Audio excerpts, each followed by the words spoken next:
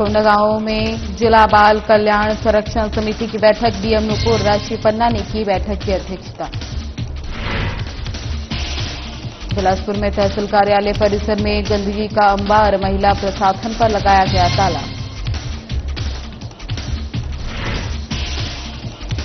कोंडागांव में श्रमिकों के लिए विशेष शिविर का आयोजन, शिविर में 240 श्रमिकों का किया गया पंजीकरण। जगदलपुर में युक्त युक्तिकरण का दंश झेल रहा हाई स्कूल, खंड शिक्षा अधिकारी ने छुपाई पोस्टिंग। कोंडागांव में जिला स्तरीय फुटबॉल प्रतियोगिता का समापन मैच में वीर गुंडाधुर की टीम ने हासिल की।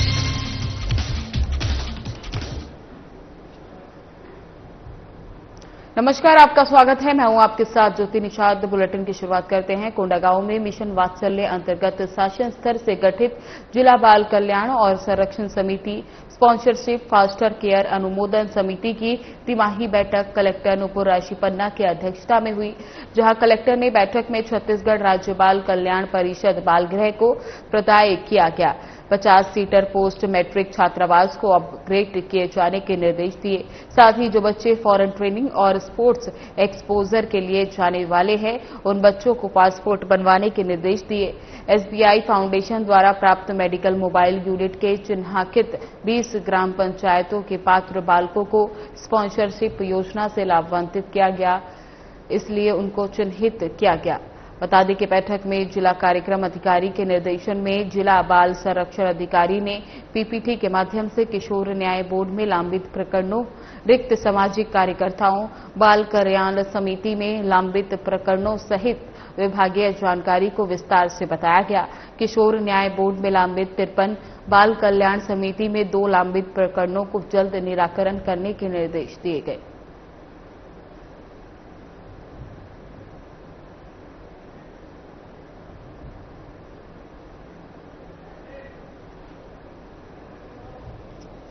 आवाज कम आ रही है।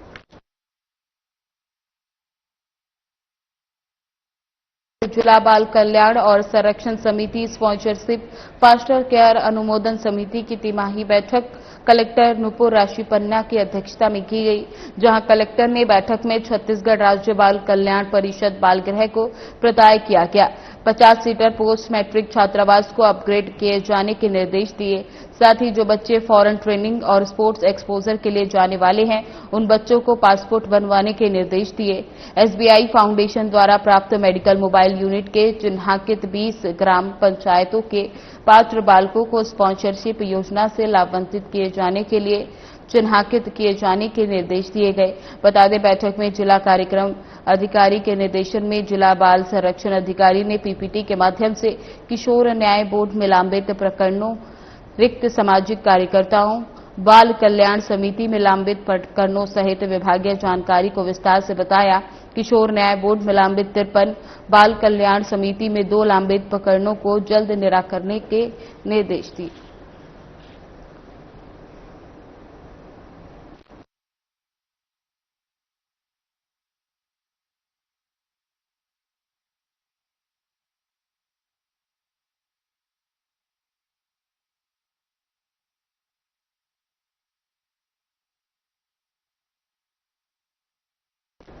मस्तूरी तहसील कार्यालय परिसर इन दिनों गंदगी से बदहाल है। चारों ओर फैली गंदगी और दुर्गंध के कारण लोगों का परिसर में खड़ा होना मुश्किल हो गया है।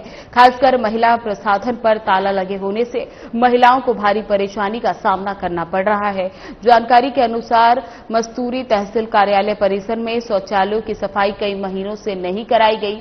हालात है कि शौचालय के आसपास कूड़े कचरे के ढेर लगे हुए हैं और भयंकर दुर्गंध से वहां जाना दुर्भर हो गया है। स्थानीय लोगों का कहना है कि अधिकारियों के अपने कार्यालय में शौचालय बने होने से उन्हें समस्या का एहसास नहीं होता। इसी कारण जनता और तहसील परिसर में बैठने वाले वकीलों की परेशानियों को नजरअंदाज किया जा रहा है। बढ़ती गंदगी और अव्यवस्था के खिलाफ 2 दिन पूर्व वकीलों ने तहसील परिसर में विरोध प्रदर्शन किया था। उनका कहना है कि अगर जल्द ही सफाई की व्यवस्था नहीं की गई तो आंदोलन को और तेज किया जाएगा।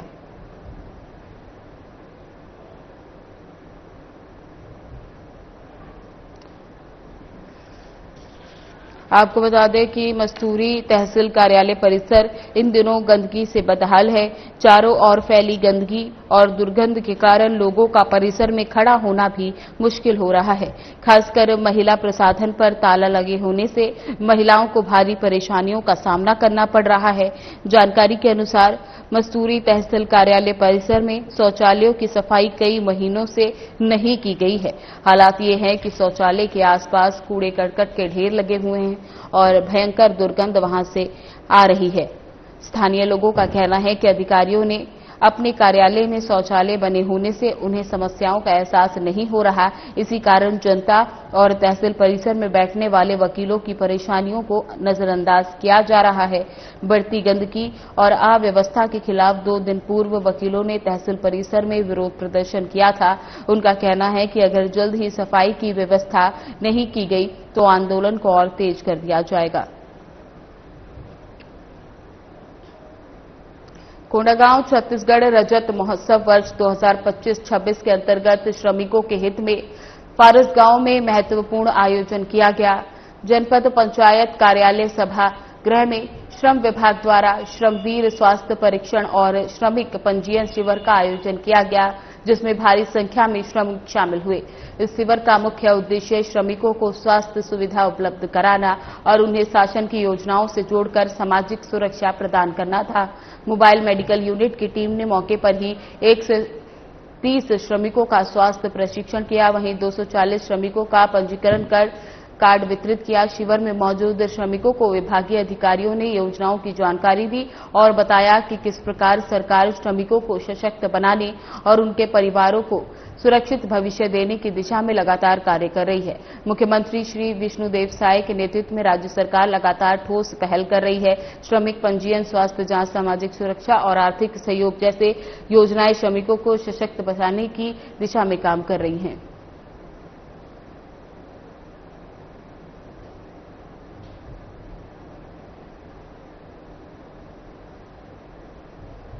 बस्तर जिले का एक ऐसा स्कूल जहां विषयवार शिक्षकों की कमी का छात्र छात्राएं दंश झेल रहे हैं।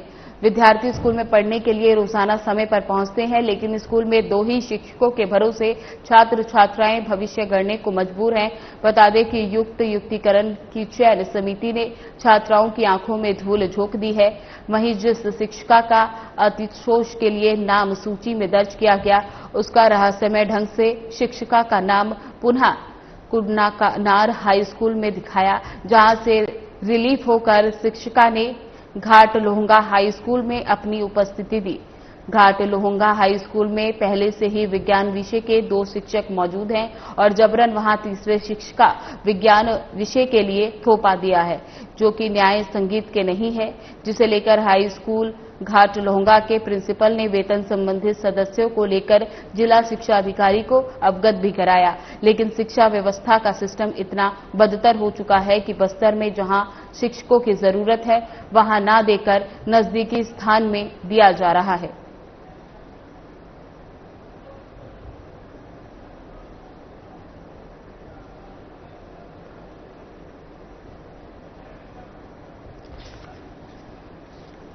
आपको बता दें कि बस्तर जिले का एक ऐसा स्कूल जहां विषयवार शिक्षकों की कमी की छात्र छात्राएं दंश झेल रहे हैं। विद्यार्थी स्कूल में पढ़ने के लिए रोजाना समय पर पहुंचते हैं, लेकिन स्कूल में 2 ही शिक्षकों के भरोसे छात्र छात्राएं भविष्य गढ़ने मजबूर है। बता दें कि युक्तिकरण की चयन समिति ने छात्राओं की आंखों में धूल झोंक दी है।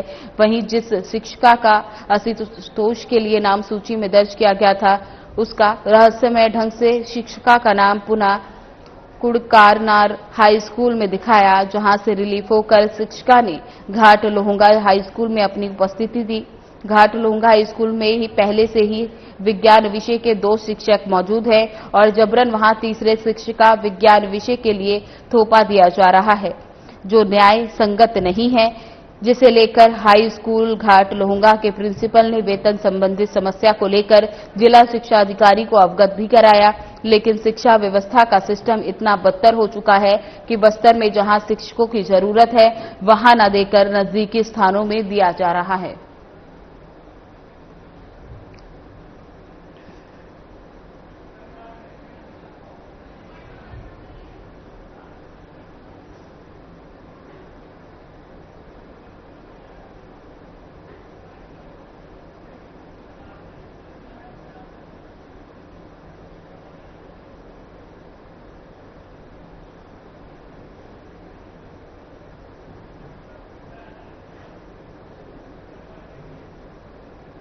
कोंडागांव में नहरपारा की रहने वाली आदि लक्ष्मी यादव का जीवन कठिनाइयों से घिरा हुआ था।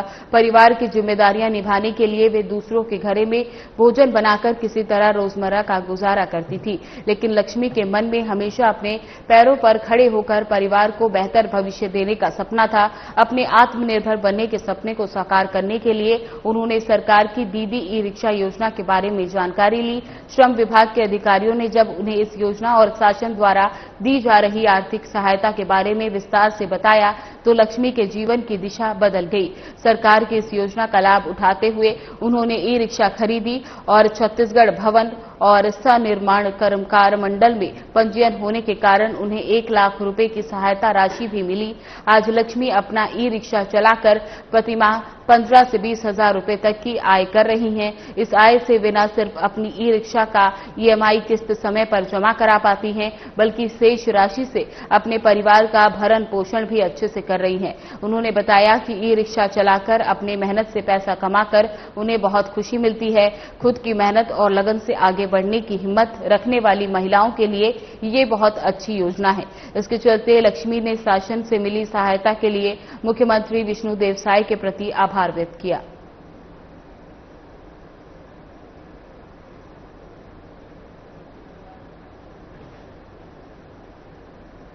कोंडागांव जिले के ग्राम पंचायत बोरगांव स्वर्गीय सुशांत सज्जल की स्मृति में बोरगांव के फुटबॉल क्लब द्वारा जिला स्तरीय फुटबॉल प्रतियोगिता का आयोजन किया गया।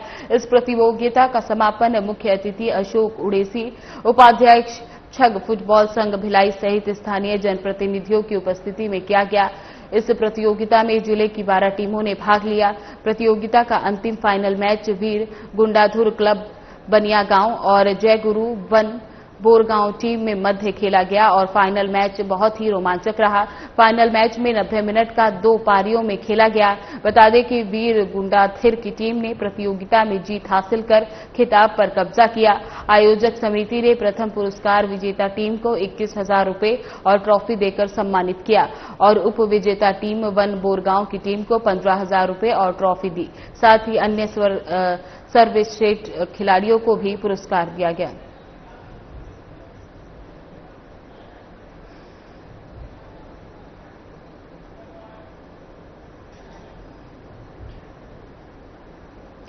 मुख्यमंत्री विष्णुदेव साय ने रायपुर में दूरदर्शन केंद्र में दूरदर्शन के 66वें स्थापना दिवस समारोह में हिस्सा लिया। परिवार, अधिकारियों और दर्शकों को शुभकामनाएं दी। उन्होंने दीप प्रज्वलित कर कार्यक्रम का शुभारंभ किया और अपनी स्मृतियां साझा की। कार्यक्रम में छत्तीसगढ़ लोक नृत्य, गीत और शास्त्रीय संगीत की प्रस्तुतियां भी दी गई। मुख्यमंत्री ने दूरदर्शन की सांस्कृतिक और वैचारिक भूमिका की प्रशंसा की। विशेषकर 1982 के एशिया खेलों और धरावीर रामायण महाभारत के प्रसारण को याद कर सांस्कृतिक मंत्री राजेश अग्रवाल ने दूरदर्शन के कला सांस्कृतिक संवर्धन में योगदान को सराहा। रायपुर केंद्र के अधिकारी और कर्मचारी रहे मौजूद।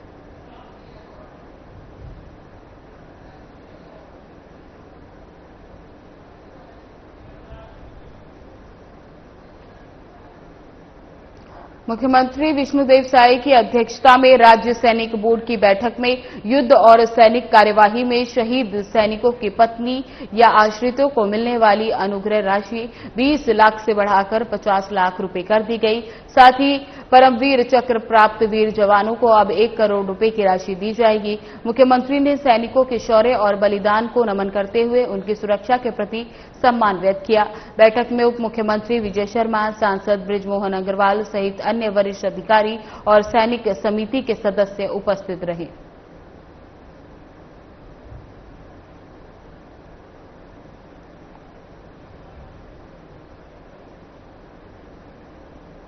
गंगरेल बांध डुबान क्षेत्र की मछुआ सहकारी समिति को पुनः मछली पालन के अधिकार मिलने पर प्रभावित सदस्य मुख्यमंत्री विष्णुदेव साय के निवास पहुंचे और आभार व्यक्त किया। धमतरी, कानकेर और बालोद के 11 समितियों के सदस्य उपस्थित थे। मुख्यमंत्री ने डुबान क्षेत्र में एक एम्बुलेंस उपलब्ध कराने और राष्ट्रीय बैंक शाखा खोलने का आश्वासन दिया। उन्होंने महिला स्वयं सहायता समूहों को फिर से रेडी टू ईट कार्य सौंपने और गरीबों के उत्थान के लिए सरकार के प्रयासों की भी चर्चा की। धमतरी महापौर रामू रोहरा और पूर्व महिला आयोग अध्यक्ष हर्षिता पांडे भी मौजूद थे।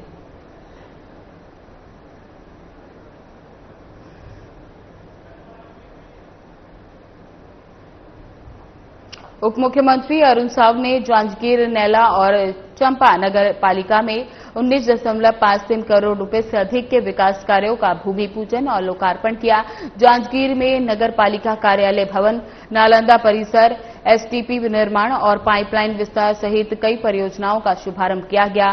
चंपा में पानी टंकी, कर्मचारी आवास और अटल परिसर का लोकार्पण और शिलान्यास किया गया।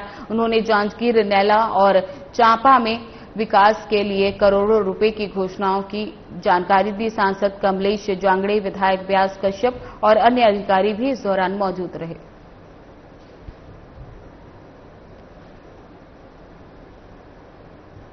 नगर पालिका जांजगीर में अटल परिसर का लोकार्पण हुआ है, चौपाटी का लोकार्पण हुआ है, साथ ही 17 करोड़ के काम एसटीपी का निर्माण, नालंदा परिसर का निर्माण और पेयजल विस्तार संवेल निर्माण के कामों का भूमि पूजन हुआ है। 50 लाख के कामों का लोकार्पण, 17 करोड़ 18 लाख के कामों का भूमि पूजन हुआ है। मैं जांजगीर वासियों को इसके लिए बहुत बधाई और शुभकामनाएं देता हूं। छत्तीसगढ़ के निर्माता, भारत रत्न पूर्व प्रधानमंत्री अटल बिहारी वाजपेयी जी की प्रतिमा का निर्माण राज्य के सभी नगरीय निकायों में किया जा रहा है। महिला, बाल विकास और समाज कल्याण मंत्री लक्ष्मी रजवाड़े पहली बार मंत्री बनने के बाद महेंद्रगढ़ पहुंची, जहां बीजेपी कार्यकर्ताओं ने उनका जोरदार स्वागत किया। उन्होंने कलेक्ट्रेट सभाकक्ष में अधिकारियों की समीक्षा बैठक ली और दिव्यांग स्कूल, नशा मुक्ति केंद्र और सखी सेंटर का निरीक्षण किया। मंत्री ने दिव्यांग बच्चों से संवाद कर स्कूल के लिए 20 लाख रुपए की मरम्मत और सामग्री सहायता का आश्वासन दिया। उन्होंने आंगनबाड़ी कार्यकर्ताओं की मांगों पर कहा कि सरकार जल्द निर्णय लेगी। रेडी टू ईट योजना जिले में पायलट प्रोजेक्ट के रूप में फिर से शुरू की जाएगी।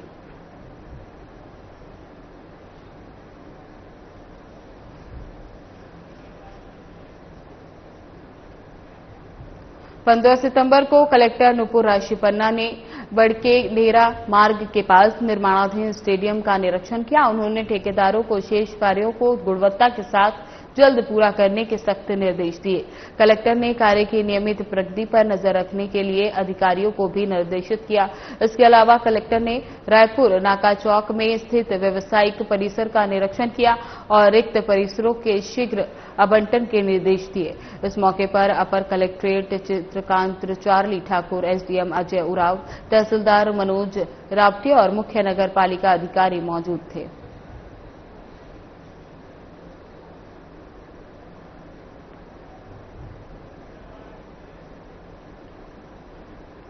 कोंडागांव कलेक्टर नुपुर राशीपन्ना ने जिले भर से आए मांझी, गायता, चालकी और देव पुजारियों के साथ जिला कार्यालय में बैठक की।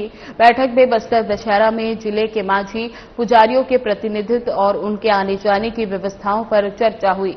कलेक्टर ने कहा कि परंपरा अनुसार इस साल भी दशहरे में शामिल होने के लिए सभी देव विग्रहों को ले लाने जाने और रुकने के लिए समुचित इंतजाम किए जाएंगे। उपस्थित मांझी और पुजारियों ने अपने सुझाव भी दिए। अपर कलेक्टर चित्रकांत चार्ली ठाकुर सहित अन्य सदस्य भी मौके पर मौजूद रहे।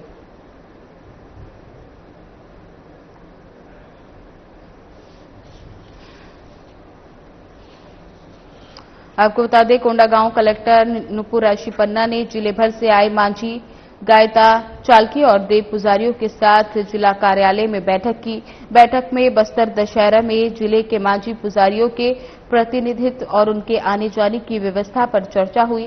कलेक्टर ने कहा कि परंपरा अनुसार इस साल भी शामिल होने के लिए सभी देव विग्रहों को ले जाने के लिए और रुकने के लिए समुचित इंतजाम किए जाएंगे। उपस्थित मांझी और पुजारियों से अपने अनुभव साझा करने का मौका दिया गया। अपर कलेक्टर चित्रकांत चार्ली ठाकुर सहित अन्य सदस्य भी मौके पर मौजूद रहे।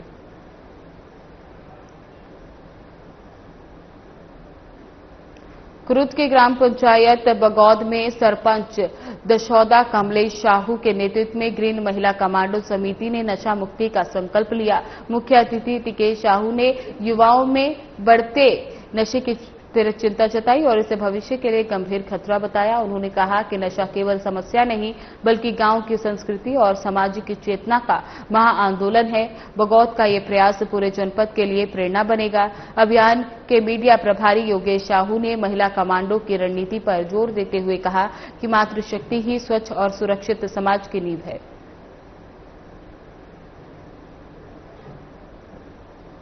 मेरा उद्देश्य यही था कि मैं जैसे ही सरपंच बनी और मैं नशा मुक्त का अभियान चलाऊं, और जो आज मेरे को पूर्ण होता दिख रहा है और प्रत्येक गांव में जा रही हूं तो वहां भी देख रही हूं कि महिलाएं इस विषय पे आगे आ रही हैं और कार्य कर रही हैं और उत्सुक है, क्योंकि आजकल इतना क्राइम बढ़ रहा है जिससे महिलाएं लड़कियां बहुत ही व्यथित हैं। तो हम चाहते हैं कि समाज में महिलाएं आगे आकर इन मुद्दों पे, नशा मुक्ति और स्वच्छता के मुद्दों पे काम करके हम समाज में एक नया सुधार लाए और एक नई दिशा। मोर गांव मोर अभियान के तहत हमारे गांव महिला कमांडो ग्रीन आर्मी टीम आज गठन करे हैं, जिसमें हमारे संघ सरपंच संघ के पदाधिकारी मन बहुत अच्छा जानकारी दी से, प्रेरणा से से हमारे गांव के वरिष्ठ मन हमारा बहुत अच्छा हिम्मत दी से और आगे से हिम्मत ही हमारा आशा है। पहला हमारा जो कार्यक्रम था भिंडरवानी में, उसके बाद भाटा गांव में और मर्दा में और अभी बगौत। हम लोग एक मुहिम छेड़े हैं कि मोर गांव मोर अभियान के तहत जो है प्रत्येक गांव में हमको महिला कमांडो का गठन करना है। कहीं न कहीं जो है आज की जो परिस्थितियां हैं, खासकर युवा जो है 14 से 35 वर्ष तक के जो यूथ है हमारा, आज नशा की ओर काफी आगे बढ़ गए हैं। तो इसको कहीं न कहीं तो हम चाहते हैं कि गांव में सामूहिक सहभागिता बनी रहे, इसमें ग्रामीण समिति, महिला कमांडो, त्रिस्तरीय पंचायती राज जो हमारा होता है, इन तीनों का एक समन्वय चाहते हैं गांव को नया दशा और दिशा देने के लिए करके। उसी मुहिम में लगातार हम लोग काम कर रहे हैं और एक अच्छा माहौल लगातार ग्रामीण माताओं के माध्यम से या युवा शक्ति या हमारे गांव के जो वरिष्ठ जन है वो भी काफी चिंतित है और एक अच्छा संदेश लगातार इस गांव को चाहते हैं कि देने के लिए रह करके, क्योंकि हमारा जो छत्तीसगढ़ है शांत वातावरण है और शांति के नाम से जाना जाता है, तो उसी के क्षेत्र में हम लोग एक अच्छा काम करने का प्रयास कर रहे हैं। ग्राम पंचायत दरबा में सरपंच पूजा गुलशन साहू के नेतृत्व में मोर गांव मोर अभियान के तहत ग्रीन महिला कमांडो का चयन कर एक नई पहल की गई। सरपंच संघ कुरुद के मार्गदर्शन में यह अभियान जन आंदोलन बन चुका है। टिकेश साहू ने विचारधारा की मशाल जलाकर आंदोलन को दिशा दी। वहीं अध्यक्ष हरिशंकर साहू ने संगठन को एकजुट किया। महिला सरपंचों की भागीदारी ने गांव को स्वच्छ, सुंदर और आत्मनिर्भर बनाने की दिशा में नई ऊर्जा दी। अब हर गांव ये संकल्प ले रहा है, हम बदलेंगे, हम गढ़ेंगे, हम आगे बढ़ेंगे।